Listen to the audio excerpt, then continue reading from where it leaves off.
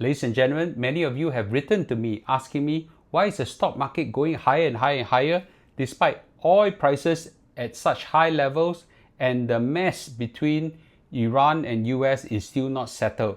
Well, there are some very interesting insights that come out of two top Wall Street strategies.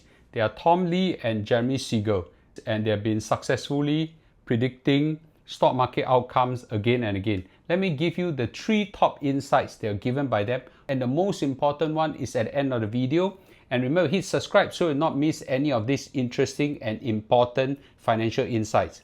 So point number one, the stock market in terms of the investors over the last 5 to 6 years has been accustomed to many crises and they all recovered. So the S&P 500 has survived the COVID crisis of 2020, the great inflation of 2021 and 2022, which led to a high interest rate rise, and the Liberation Day shock in 2025. Every time the stock market always recover.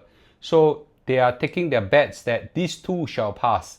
The second reason is that war essentially is very positive to the US economy.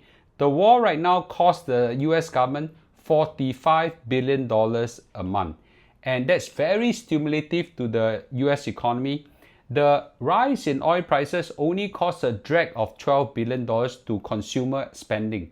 So upside $45 billion, downside $12 billion, they still make a $30 billion upside.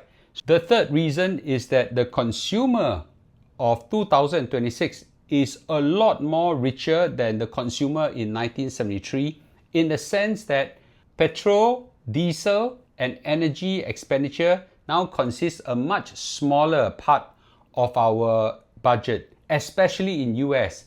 So right now, this rise in the oil prices and energy prices probably take out only an additional $50 to $100 a month. So they will shoulder it. Now, both Professor Jeremy Siegel and Tom Lee highlighted that they cannot be 100% sure of the outcome.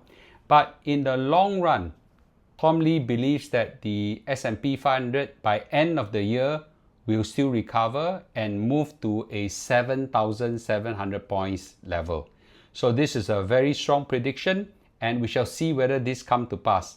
So I'll see you in the next video.